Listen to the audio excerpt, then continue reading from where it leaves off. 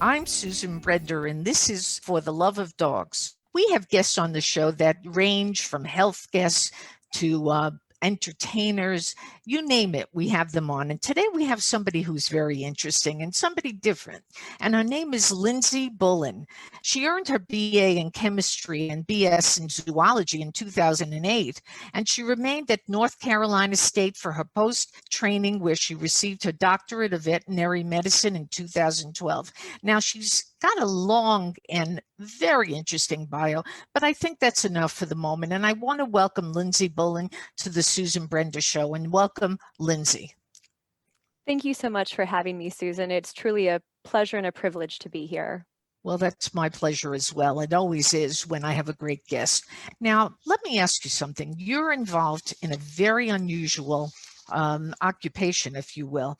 There are many options for you to feed our dogs and good nutrition that they need to look and feel great. Which is better? You mean many different types of foods to feed in terms of whether it's dry or canned or raw or homemade? Is that what you're asking? That is exactly what I'm asking, and I want to know which is better. That's an excellent question. So for those of you that are joining us and are not aware, I am a board certified veterinary nutritionist, and there's not very many of us out there, only about 100 in the country, only a handful that are doing what I do and working in private practice, but all of us are available and willing to help answer this very important question that Susan asked. What is best to feed your pet? And the truth is, Susan, I wish I had an exact answer. But as I'm sure you're aware with your pets, every single pet, just like people, are unique individuals. Yes. And so a diet that's appropriate for my sweet dog, Heidi, at home might not be the best diet for your pups at home or your listeners' pups at home. But across the board, I would say the best diet for your pet is going to be something that has been formulated by a reputable company, and ideally one that has undergone pretty strict and stringent quality control measures to ensure, or at least to reduce the risk that there's any sort of risk associated with feeding that food to the pet. Yeah. Some people really take right off their table their food and they feed their dogs. Is that something that they should be doing, or is it a no-no? That is an excellent question. So from a veterinary standpoint, you would hear me say that's a no-no, but I am a human parent and a pet parent as well, and that definitely happens at my own home. What I can tell you is that in general, whether it's table scraps or treats or toppers to entice, a picky pet to eat, anything that is not complete and balanced should only comprise about 10% of the daily caloric intake. And so as a veterinarian, when I start asking my clients or my pet parents, how many table scraps or how many treats they're feeding the pet, it's actually pretty, surprising and astonishing to see that the majority of calories that I see currently come from treats, and those are not complete or balanced. So to answer your question, it is okay. We're all going to do it. I don't want my fellow pet parents to feel guilty, for sneaking a tiny little piece of bacon. But again, every pet is unique. So for example, my sweet Heidi has food allergies, so she should not have table scraps because it could make her very sick. Now try telling that to my 1-year-old, he doesn't listen. But, for the adult pet parents out there, they are going to be the experts in their pet. If they know their pet has a sensitive tummy, they probably shouldn't be getting table scraps. If they know their pet has, a strong garbage gut, they probably could give, a treat here or there. But again, the important thing is to make sure that it's not toxic. There are human foods that can be dangerous to pets, so always ask your veterinarian before you feed any table foods. And B, we want to try to make sure that the amount really is minimal so that we're not contributing to pet obesity, which unfortunately can shorten the lifespan of our beloved pets, but also not contributing to an incomplete or an unbalanced diet, which could potentially cause harm. Lindsey, what about organic? How important is that for the diet for our dogs or our cats? Because a lot of people feel very strongly that they should, everybody, including the human, if you will, should eat organic. So what do you say to that? Oh, that's an excellent question. And as you said, that is a very personal, belief, basically. I personally try to feed organic to my children because organic only has to do with the way things are grown. It does not have anything to do with the post-production, doesn't have anything to do with the nutrient profile. So for me, I try to feed organic so there's less pesticides associated with it. But I'm also a super nerd, so I try to find, fruits and vegetables that I know come from really high quality soils, for Yeah. example. But the truth is, having an organic product is going to increase the price because it is more expensive to produce something that's organic.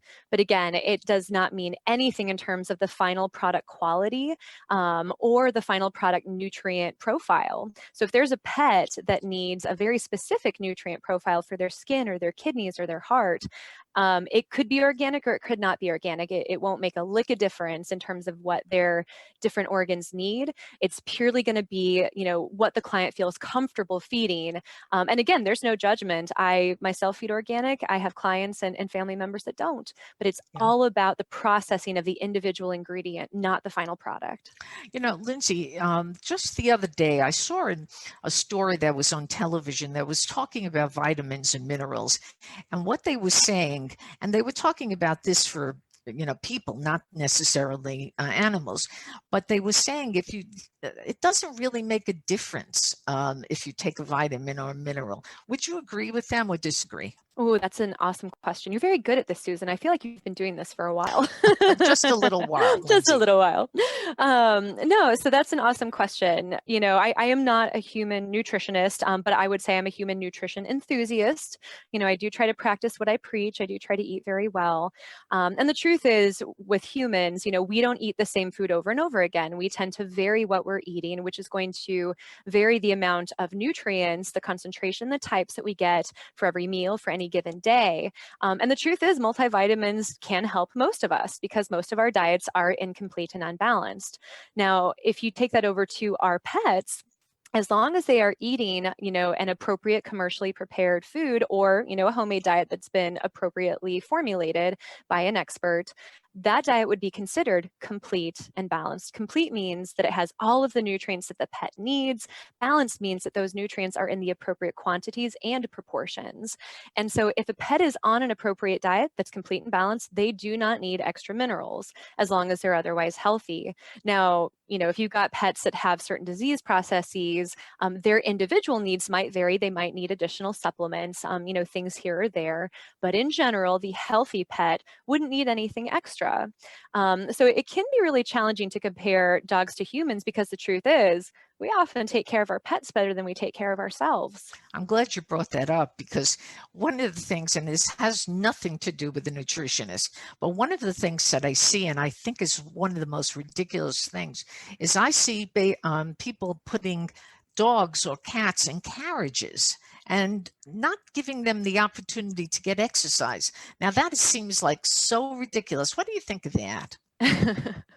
I will be honest with you, when I see a dog or a cat in a stroller, my first inclination is to chuckle, and that is true. But again, we do have to keep in mind that every pet is unique, and there are some breeds of pets, for example, that have chronic luxating patellas or kneecaps. So for whatever reason, genetically, their kneecap kind of pops in and out, and that can be very uncomfortable. Or if it's an older dog, they might have arthritis or something like that. So I'm with you. When I see a pet in a stroller, I immediately think of my 1 and 4-year-old in the stroller and I chuckle. But the truth is, it is very, very important. You hit the nail on the head. Very important for our pets to get exercise. And so if a pet is not getting any exercise, we are not doing them any service. We are potentially decreasing their metabolism. We are basically supporting, decreased functionality of their muscles. But it is entirely possible that said stroller dog baby hopefully gets a little bit of exercise at home, and maybe it's just to save their knees or their joints. We never know. Yeah, Lindsey, an interesting thing. I want to ask you a lot of questions about how you help people nutritionally. And when I say people, I mean pets, how you help them nutritionally. But before I ask you that, I would like to understand, how did you get into this field? Because I've never heard really of a dog nutritionist. You're like the first one that I've ever really spoken to, and it's probably very difficult. So let our audience know, because it sounds like a great profession. So what do you feel about it, and how'd you get into it, and what inspired you? Thank you so much for asking me that. It's actually a very, well, I think it's interesting. It's a very interesting story. So I am a veterinarian first and foremost. I went to school to be a general practitioner. And we have to remember our general practitioners are specialists in everything.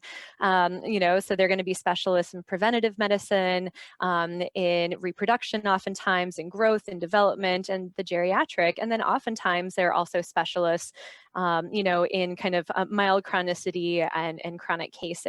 But many of them are experts, in some of the more severe cases. And so that's what I wanted to do. I wanted to have my hand in everything. Yeah. And then I went to vet school and I found out that there I could specialize. I had no idea. And my own father is a human surgeon. And so I wanted to take after him. I wanted to be a human surgeon. I love working with my hands.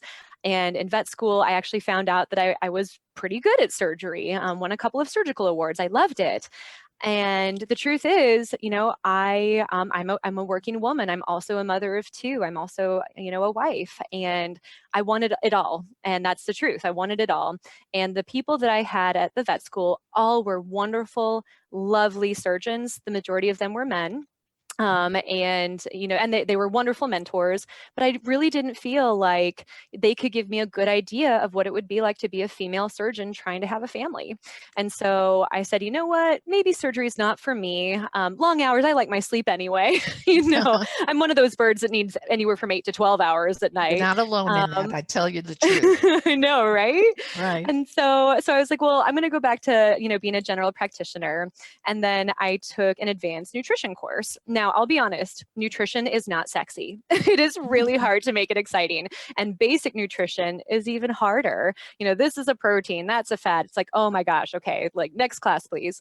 But when I took advanced nutrition, and realized that on a metabolic and cellular level, I could actually help my patients, and that every single case was a puzzle, it absolutely stirred a fire in me. I love puzzles. I love math. And what I love the most is I love teaching and educating. And nutrition encompasses all of those things. I might have two patients, both with the same diseases, and I could treat them completely differently because, as I said, they're all individuals and they're all going to react differently. And I love communication and education. Any opportunity I have, whether it is my pet parents, whether it is interns, students, residents, or even my own colleagues, any opportunity I have to spread my joy and my passion and to educate really, really fills my professional cup.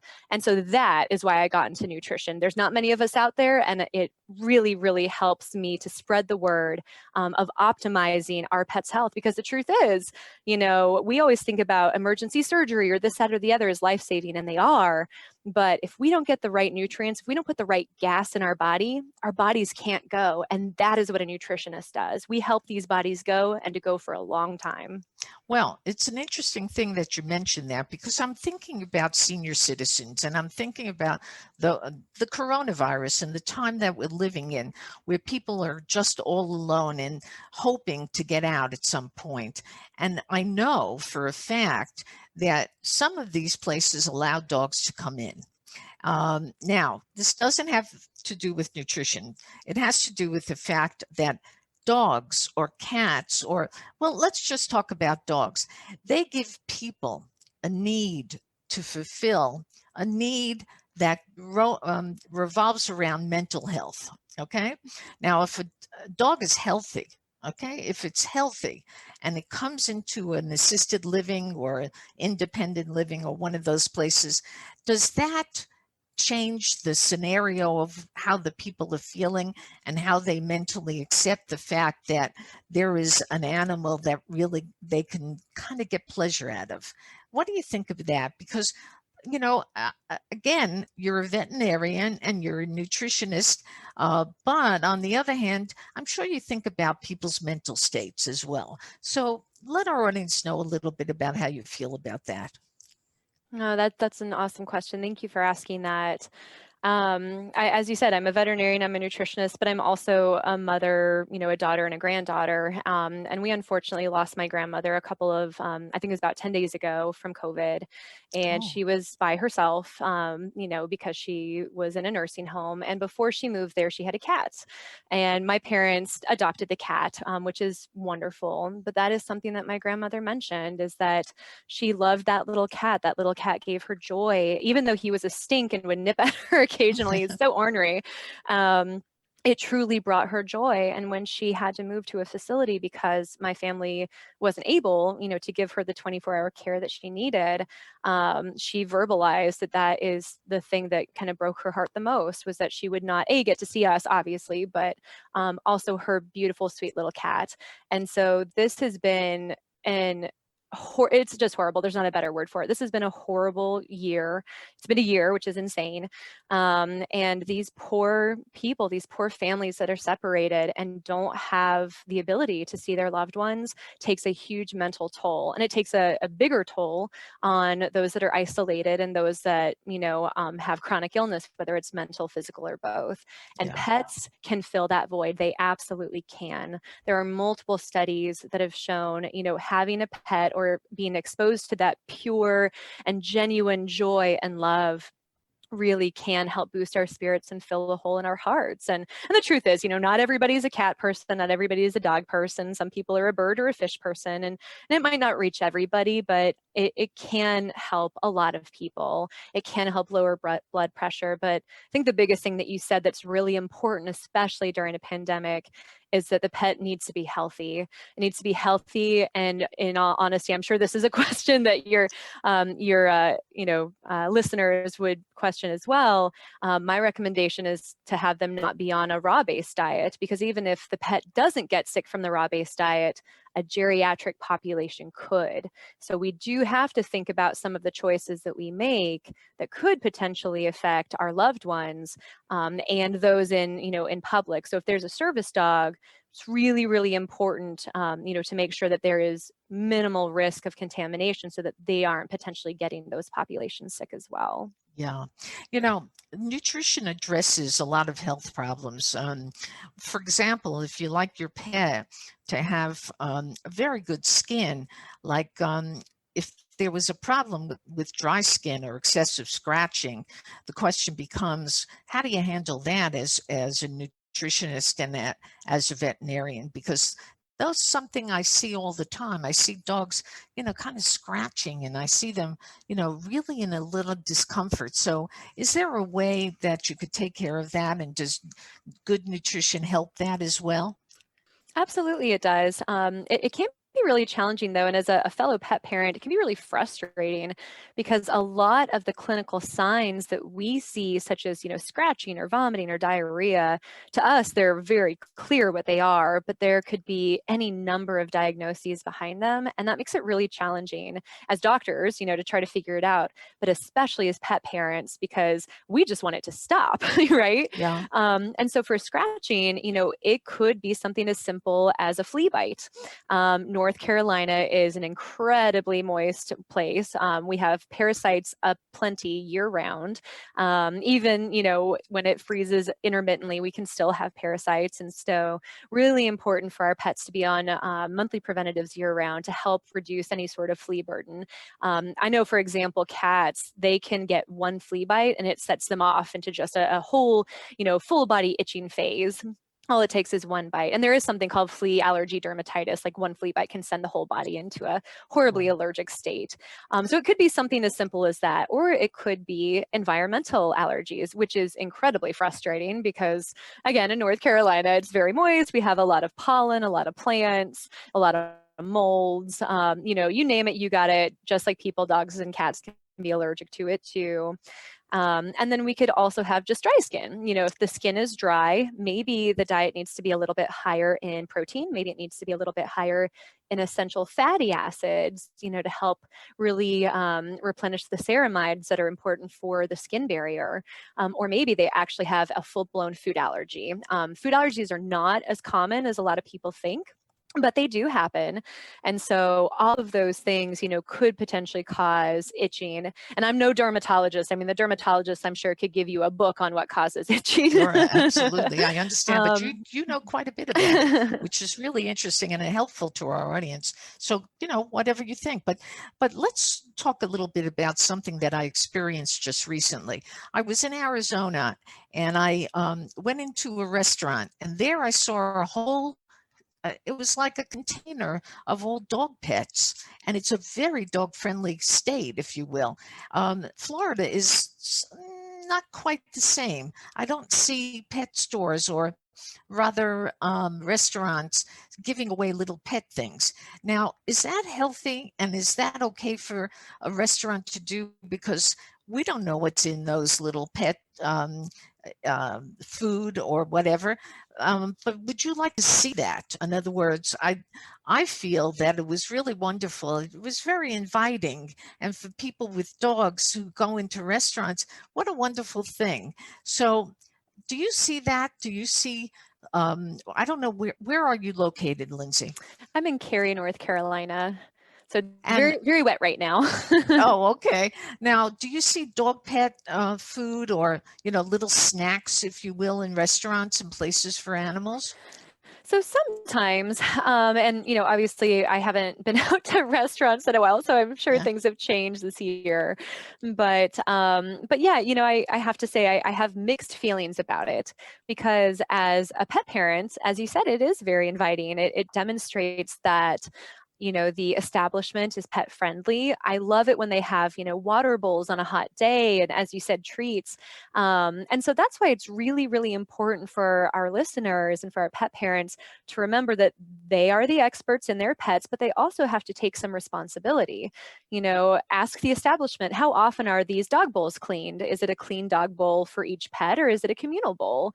Dogs drink out of communal bowls all the time, but as long as the pet parent has that knowledge, they can make an educated decision.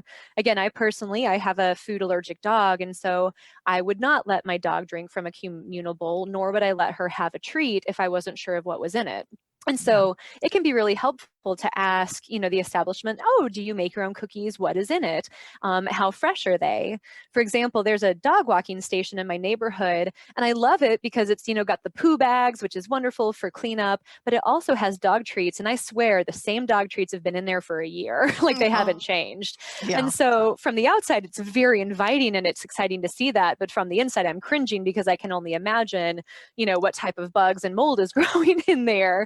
Mhm. So I think I think it could be just fine, but just like human parents, I wouldn't let my son reach into a cookie jar. I would, ask for one to be handed to us and to see how fresh they were, and this, that, and the other, just to make sure that I was comfortable with it. So it should be fine. But again, our pet parents have to take a little bit of responsibility to making sure they feel comfortable with it. Okay, I'm going to ask you this question, and you probably think it's a ridiculous question, but I'm very curious. Um, you know, we're now in a real state, a chaotic state because of the pandemic, and dogs, can they catch it? That is a very good question. And I will say that as an employee of Blue Pearl, I do have to be very cautious of, the information I provide. What I can tell you from the information I have is that I personally have not seen a pet that has caught COVID-19. There are other types of coronaviruses that animals can get, but they are not the same genus. Well, they're not the same species, rather, of coronavirus. So we do have to be very careful of saying, coronavirus versus coronavirus. We do, obviously want to try to reduce the risk of that becoming an issue.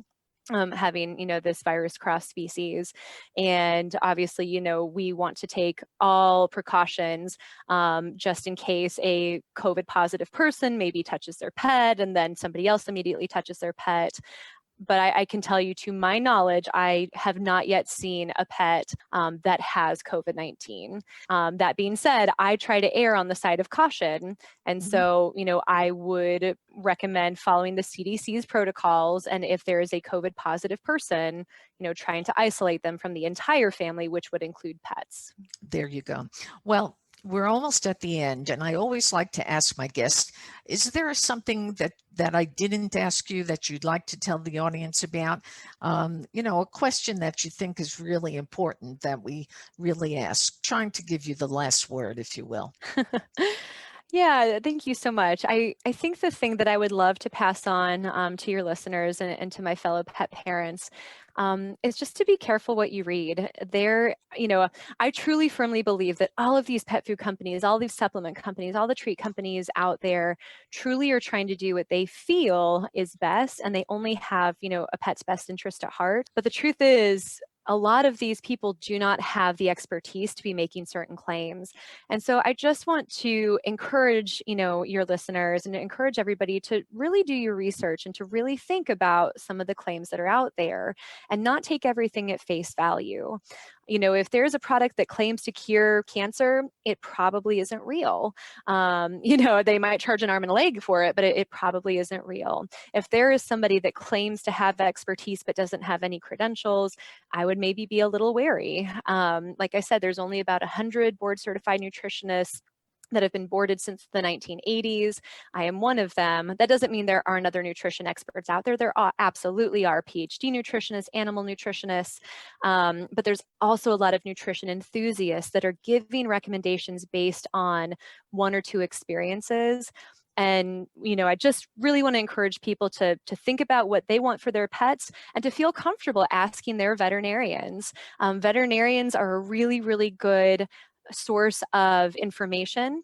And the truth is, a lot of veterinarians don't have, advanced nutrition training like I do. I had to stay on for a full-blown residency, internship, and postdoc.